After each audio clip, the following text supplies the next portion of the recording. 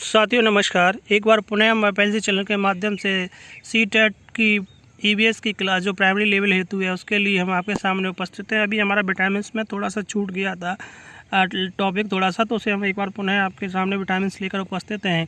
तो यहाँ पर विटामिन्स की चर्चा चल रही थी। विटामिन B5 का जो केमिकल नेम है वो क्या है, निकोटिनामाइड है।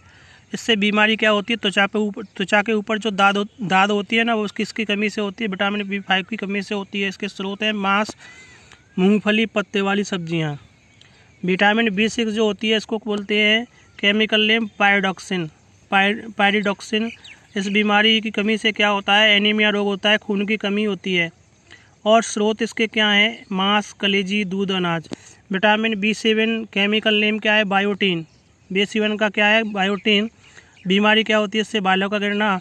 और स्रोत क्या है, मांस, अंडा, दूध, यकृत। विटामिन B9 इसको क्या बोलते हैं, इसका केमिकल नेम है फॉलिक अम्ल। क्या है, फॉलिक अम्ल। और इसकी कमी से क्या होता है, एनीमिया, खून की कमी होती है। स्रोत क्या है, दाल, सब्जियां, अंडा, यकृत। अगला विटामिन B12। विटामिन क्या है, B12। और इसकी कमी से इसको विटामिन जो B12 है उसका रासायनिक नाम क्या है, साइनोकोबाल्मिन। ये बहुत इंपॉर्टेंट है, पेपर में बार बार पूछा जाता है। विटामिन B12 का रासायनिक नाम क्या है, साइनोकोबाल्मिन। याद रखिएगा। स्रोत क्या है इसके, मांस, कलेजी, दूध, सब्जियां। ठीक है ना। अब एक चीज़ और याद रखना है कि एनीमिया बीमारी किस किस की कमी से होती है।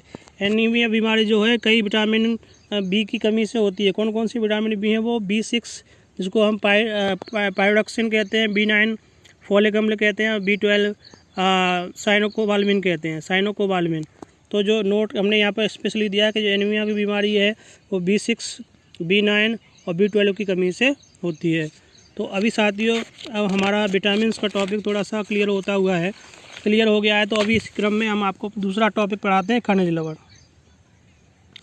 तो खनिज लवण में जानेंगे कि जो सोडियम है, सोडियम क्या करता है हमारे शरीर में, सोडियम की कमी से रक्तचाप बढ़ जाता है। सोडियम की अगर शरीर में हमारे में कमी होगी तो क्या होगा, रक्तचाप बढ़ जाएगा। पोटेशियम इसका रासायनिक सूत्र क्या है, इससे क्या होता है, हृदय की धड़कन कंट्रोल करता है। पोटेशियम क्या करता है, हमारे हृदय की धड़कन को कंट्रोल करता है। कैल्शियम क्या करता है, विटामिन D के साथ मिलकर के हड्डियों को और दांतों को मजबूत बनाता है। कैल्शियम क्या करता है, हमारे शरीर के अंदर विटामिन D के साथ मिलकर के हमारी हड्डियों को ये क्या करते हैं, हमारी हड्डियों को ये मजबूत बनाते हैं और दांतों को भी मजबूत बनाते हैं। फास्फोरस क्या करता है, कैल्शियम के साथ मिलकर के हड्डियों को मजबूत करता है। कैल्शियम के साथ मिलकर के हड्डियों को मजबूत बनाता है। क्या, कौन बनाता है, फास्फोरस। आयरन को लोहा बोलते हैं, इसका रासायनिक सूत्र है Fe। आयरन क्या करता है, आयरन हीमोग्लोबिन बनने के लिए सहायक है। हमारे शरीर में जो रक्त होता है और रक्त जो लाल दिखता है वो किसकी वजह से होता है, हीमोग्लोबिन की वजह से होता है। ये किससे बनता है, हमारे शरीर में लोहा से बनता है, आयरन से, जिसे Fe बोलते हैं।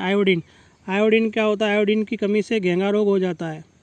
आयोडीन की कमी से क्या होता है, आयोडीन की कमी से घेंघा रोग हो जाता है। इसमें क्या होता है, इसकी कमी से जो हमारे गले में जो थायराइड ग्रंथि होती है उसका आकार बढ़ जाता है।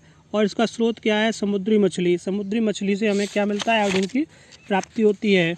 तो अभी जानेंगे कि जो जस्ता यानी जिसे ZN कहते हैं, इसके क्या होता है, ZN की कमी से इंसुलिन हार्मोन कम बनता है। ZN की कमी से क्या होता है, हमारे शरीर में इंसुलिन हार्मोन कम बनता है। और अगला है कॉपर, जिसे तांबा बोलते हैं, Cu। और इससे क्या होता है, हीमोग्लोबिन और अस्थियों के निर्माण में सहायक है। ये क्या करता है, कॉपर हीमोग्लोबिन और अस्थियों के निर्माण में सहायक होता है। अस्थि यानी हड्डी, हीमोग्लोबिन यानी रक्त। तो हीमोग्लोबिन और अस्थियों के निर्माण में सहायक है क्या, कॉपर। कोबाल्ट से क्या होता है, जिसको CO बोलते हैं, रासायनिक नाम CO। कोबाल्ट क्या करता है, RBC और विटामिन B12 के निर्माण में सहायक है। कोबाल्ट क्या करता है, RBC और विटामिन B12 के निर्माण में सहायक है। तो साथियों अभी इस टॉपिक में हम इतना ही रखते हैं। सीटेट का जो नया टॉपिक है हमारा जीव जंतुओं से संबंधित, और टॉपिक रहेगा हमारे आसपास के जीव। इस टॉपिक को लेकर ही जल्द हम आपके सामने उपस्थित होंगे। तब तक हमारे सीटेट की यहाँ तक की जो क्लास है उसको पढ़िए, स्वस्थ रहिए, मस्त रहिए। धन्यवाद साथियों।